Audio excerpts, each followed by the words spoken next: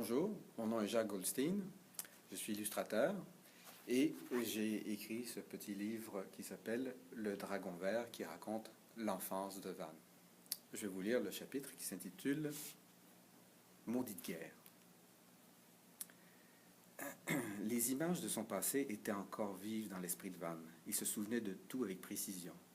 Une grosse boule se forma dans sa gorge quand il commença à raconter son histoire. Mon village avait été épargné jusque-là car nous habitions loin des zones de guerre. Cela a changé quand la Chine a attaqué le nord du Vietnam. Le gouvernement s'est alors vengé sur les communautés comme la nôtre. Nous étions devenus des indésirables. En réalité, c'était un prétexte pour s'emparer de nos terres et de nos biens. Un soir, il a fallu fuir en catastrophe pour ne pas être jeté en prison. « Mais c'est terrible, se désola Kim. Vous avez tout perdu? » Des gens armés venaient nous insulter devant notre maison. Ils menaçaient même de nous tuer si nous ne partions pas assez vite. Le plus dur était de voir que des voisins et des gens que nous avions cru être des amis depuis toujours nous tournaient le dos.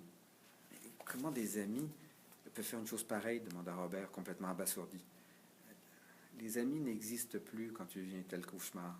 Ils sont entraînés par la foule. Bien sûr, il y en avait qui n'approuvaient pas cela, mais ils ne pouvaient rien dire, de peur de se faire attaquer eux aussi. Alors ils se taisaient et se cachaient. » Van fit une pause dans son récit. Lui, qui n'avait jamais été un grand bavard, racontait son histoire pour la première fois. Ses amis l'écoutaient attentivement. « J'ai aidé Daido à charger les outils dans un tuk-tuk. On nous a escortés jusqu'au port. C'était le chaos. Il faisait nuit.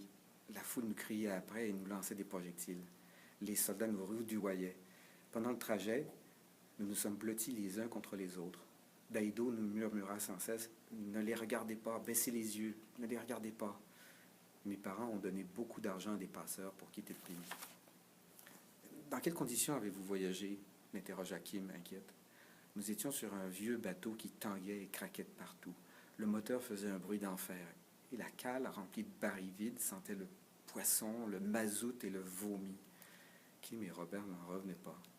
Ils n'avaient jamais soupçonné que leur ami avait vécu une telle épreuve.